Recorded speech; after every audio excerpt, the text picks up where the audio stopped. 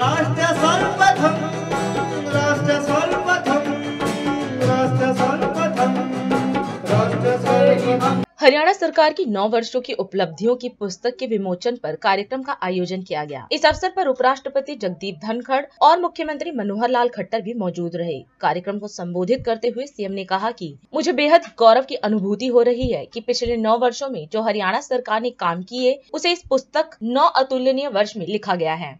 उन्होंने कहा कि इस पुस्तक में सरकार द्वारा किए गए जन कल्याण के कार्यों की चर्चा की गई है।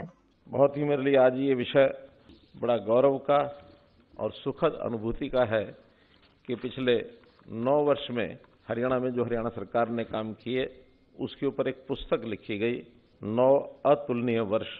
मैं इस अवसर पर उपराष्ट्रपति जी का हरियाणा की 2.5 करोड़ जनता की ओर से, अपनी ओर से, हरियाणा सरकार की ओर से बहुत अभिनंदन और स्वागत करता हूँ। जब भी कोई पुस्तक लिखी जाती है तो उस पुस्तक का कोई ना कोई उद्देश्य होता है, कोई उसका कारण होता है। पुस्तक हमेशा किसी ज्ञान के ऊपर लिखी जाती है। पुस्तक हमेशा किसी यथास्थिति, किसी फैक्ट्स के ऊपर लिखी जाती है। कभी कभी पुस्तक किसी मनोरंजन के लिए, कहानियों के लिए लिखी जाती है। लेकिन मित्रों, ये पुस्तक इन सब से अलग हट करके है। ये सरकार के द्वारा किए गए वो सब काम जो किसी विशेष प्रकार के बदलाव के लिए किए गए हैं, वास्तव में इस पुस्तक में अपने को वो सब झलक मिलेगी। और निश्चित रूप से इस पुस्तक को लिखने में जिन जिन का भी हाथ रहा है, जिन्होंने इस पर प्रयत्न किया है, जिनका इसमें योगदान है, चाहे फिर पुस्तक के हमारे संपादक श्री अग्निहोत्री जी, चाहे उसमें भाषांतर इस नाते से हिंदी में जिन्होंने रूपांतरण किया, ऐसे डॉक्टर शमीम शर्मा जी, ये तो सब है ही हैं। हमारे जो प्रकाशक हैं उनकी भी अपनी भूमिका है।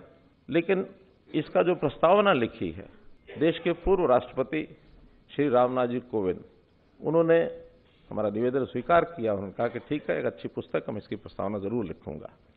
अब जिस पुस्तक की प्रस्तावना पूर्व राष्ट्रपति जी ने की हो, जिसका लॉन्चिंग सेरेमनी स्वयं उपराष्ट्रपति जी आए हों, और इतने इतने महान विद्वान जिन्होंने उस पुस्तक को बनाने में योगदान किया हो, 2 वर्तमान राज्यपाल और एक पूर्व राज्यपाल, इनका भी इसमें योगदान है। अपने अपने राज्यपाल बंडारू दत्तात्रेय जी, राज्यपाल गुजरात आदरणीय वेदव्रत जी, और ऐसे पूर्व राज्यपाल श्री गणेशी लाल जी। लेकिन इस पुस्तक को लिखने में एक भूमिका निभाने वाले लोगों में अगर मैं उसको वर्ग के अनुसार चर्चा करना चाहूं तो उसमें राजनीतिक व्यक्ति, पूर्व मुख्यमंत्री, स्पीकर साहब, कई हमारे मंत्रीगण, केंद्र के और प्रदेश सरकार के पूर्व मंत्री, पूर्व सांसद, वर्तमान सांसद, ऐसे 12 राजनीतिक व्यक्तियों ने इसमें अपने अपने लेख लिखे हैं। कुल मिला के जैसा बताया गया कि 49 लेख हैं। और एक अंत में हमारे प्रोफेसर गणेशी लाल जी ने सभी यानी सारी चीज़ों को साझा करते हुए आगे का भविष्य का मार्ग क्या हो, सांझ से भोर हरियाणा नव प्रभात की ओर, ऐसा करके उसमें अंत में एक चैप्टर ये भी लिखा है जो 50वां चैप्टर है, जो मैं अगली दिशा को देता है। इस हमारे प्रशासनिक अधिकारी वर्तमान में भी हैं, पूर्व IAS भी हैं, जिन्होंने साथ मिल करके और इन योजनाओं को आगे बढ़ाया, उनकी अपनी अनुभूति है। तो ऐसे भी अधिकारियों में 16 अधिकारी ऐसे हैं जिन्होंने अलग अलग चैप्टर लिखे हैं। और साथ हमारे शिक्षाविद, वाइस चांसलर, पूर्व वाइस चांसलर, वर्तमान में शिक्षा में लगे और अन्य लोग, 9 ऐसे बंधु हैं जिन्होंने अपने चैप्टर इसमें लिखे हैं। मेरे अपनी टीम के लोगों में से भी 2 कार्यकर्ता हैं जिन्होंने इसमें एक एक चैप्टर का अपना योगदान लिखा है। कुछ अन्य विशेष विभूतियाँ, उसमें न्यायमूर्ति, उसमें डॉक्टर्स, उसमें संत समाज के लोग, उद्योगपति, सेनाधिकारी, खिलाड़ी, ऐसे सभी विशेष लोग हैं जिन्होंने एक एक चैप्टर लिखा है। तो मैं तो वास्तव में इस प्रकार की पुस्तक का ये संग्रह पढ़ने का अवसर भले ही ना मिला हो, लेकिन देखने का अवसर मिला है।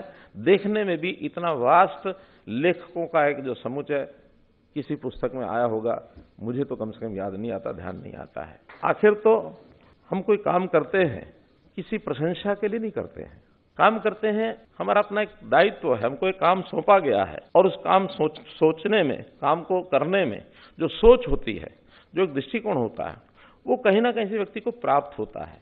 कोई ना कोई पथ प्रदर्शक उन चीज़ों का होता है। मैं अपने बारे में इतना ही कह सकता हूं कि मैं जिस विश्वविद्यालय का विद्यार्थी रहा हूं, बहुत लोग जानते हैं कि वो विश्वविद्यालय, वो संगठन ऐसा है जिसमें व्यक्ति प्रधान नहीं होता, विचारधारा प्रधान होती है। विचारधारा के आधार पर जो काम करना है, जो दायित्व मिला है, उसको विचारधारा के आधार पर ही आगे करना है। और राजनीतिक संस्कृति, इसमें जो बदलाव लाने की मुहिम मोदी जी ने चलाई है, उस मुहिम के अंदर हम सब सहभागी बने। इतनी सब बात करते हुए पुनः आप सबका बहुत बहुत आभार, धन्यवाद। राष्ट्र सर्वप्रथम